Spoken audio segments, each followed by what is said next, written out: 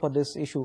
Once we know who are the new investors, one could get a sense of what is the kind of strategic interest in this counter. Okay, stay on, Avinnash, lots more to talk about. Let's get in Darshan and Yatin for getting a quick sense of what dealing rooms are recommending in trade. Yatin, start off with you first. What is it that your dealing room sources are telling you? Well, Neeraj, markets have been appreciating the telecom news that has come about from the telecom minister, and most of the dealers and the institutional side investors have been quite active in most of the telecom stocks. Remember, most of the reforms have taken place, and telecom being one of the largest sector in terms of investment and bank exposure, dealers have been initiating some BTST positions as far as Bharti Airtel is concerned, because the prospective license fee is a key important factor for Bharti Airtel's upside. Possibly dealers are looking at a 3 to 4% short-term upside as far as Bharti Airtel is concerned on the back of the news which has come from the telecom ministry. Also, we have United Spirits and sharp correction that we have seen after the CLSA report came out with downgraded the stock. But dealers are using this opportunity on declines. They are advising their clients to buy. They are anticipating that 3 to 4% bounce back cannot be ruled out as far as the United Spirits is concerned. So, a quick 50 rupees upside is what everybody is seeing in United Spirits.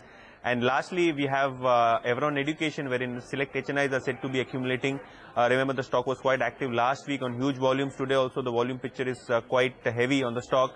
Dealers are anticipating that it could touch almost levels of 200 in the very short term. So these are the few stocks which are dealers quite active in post the correction. Okay, thanks Yatin for that. Darshan, come to you. What is it you're hearing from sources? Well, Escorts is one counter that institutional desks have indicated. They're saying that there is enough HNI accumulation happening on the counter. It's more of a positional trade, not a BTST. But 7 to 10% upside over the next 10 days or something is something that dealers are indicating on Escorts.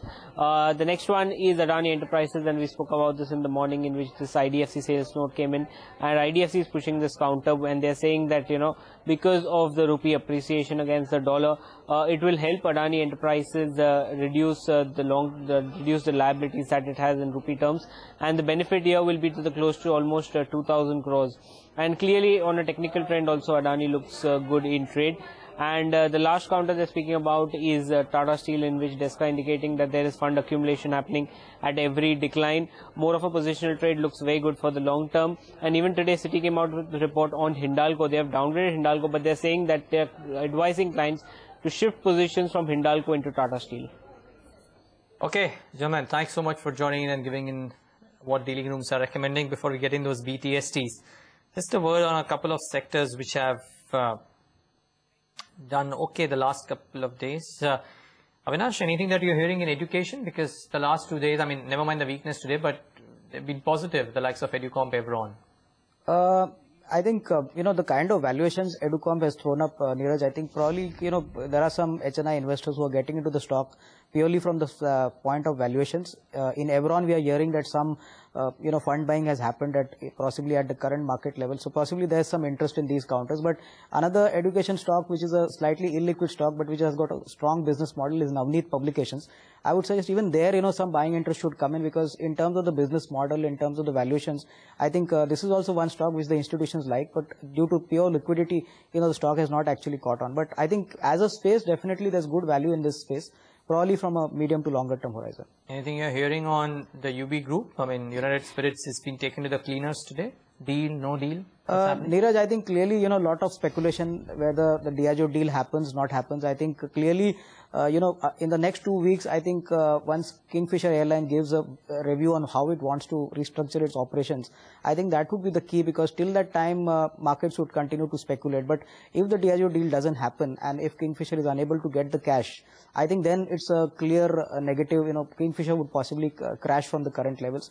Obviously, United Spirits would also go down, because this has been the only trigger in the short term which has actually propelled the stock. So I think it's a do or die possibly in the next couple of weeks. If it doesn't happen, I mean, it's going to be negative for the stock. Quite a bit of weakness on the screen, mind you, in some select stocks. It is just wondering, before we get in BTSTs, a word on Bajaj Finserv, which is down 6% today, as also Pantaloon Retail, which has cracked 6%.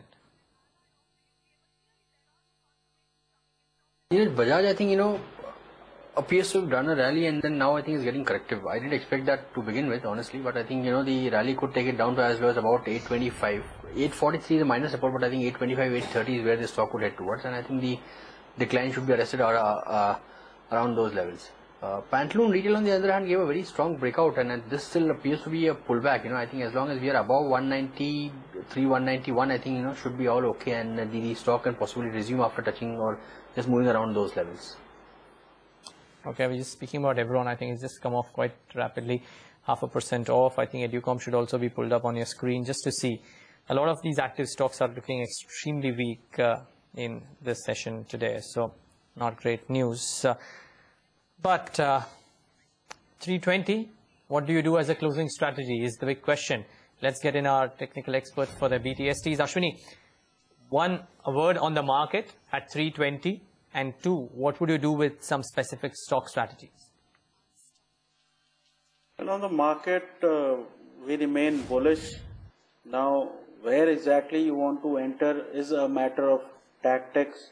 Some people would like to enter after 3 down days. Others would enter at the 20-day moving average. So that really depends on your risk-reward preferences. Overall, the market seems okay. It's consolidating. You're not having any big falls. A big fall would mean 100 Nifty points downside. But these 30, 40, 50 points can eventually take the market, say about another 100 points lower. That's easily possible.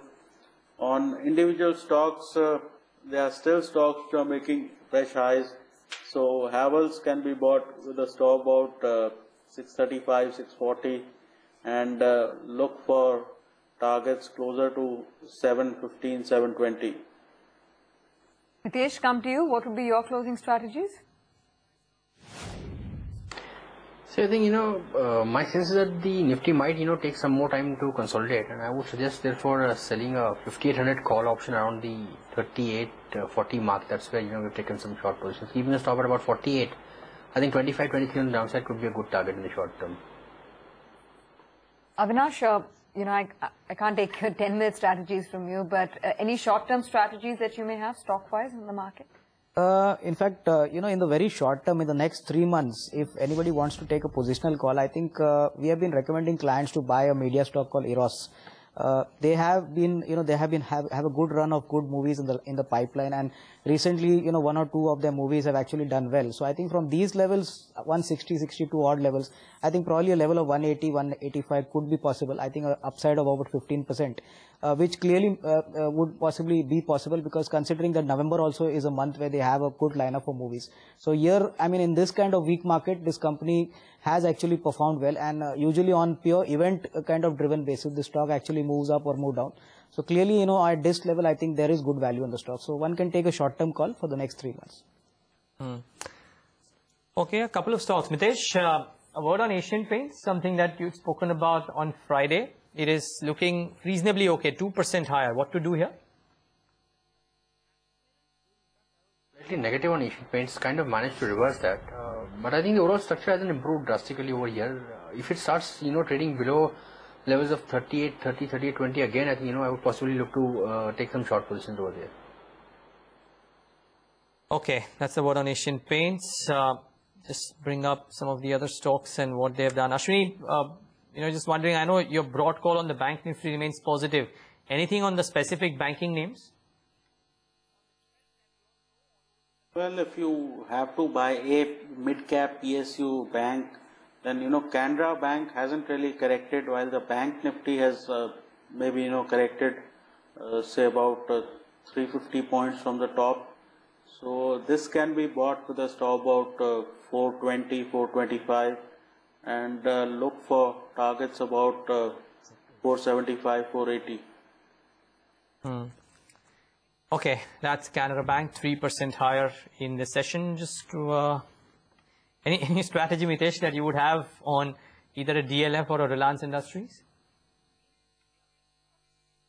Not really, Neeraj. I think, DLF, no, we had a sell call on Reliance, I think around 15 rupees higher from current levels. It's kind of nearing the target. It's kind of a STBT kind of call. All right.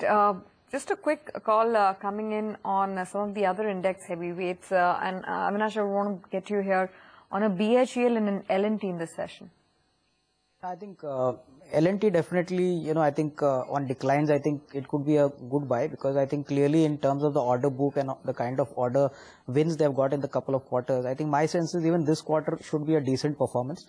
As far as BHEL is concerned, I think probably both margin pressure as well as incremental order book would still take some time, because although, the company has denied the fact that post the CAGA kind of report, the orders have not got cancelled. My sense is BHEL could have significant risk for, underperformance for the next couple of quarters. So I think just keep away from BHEL, but L&T probably, the way it has corrected today, my sense is, it could be a good portfolio candidate. Definitely a buy on declines.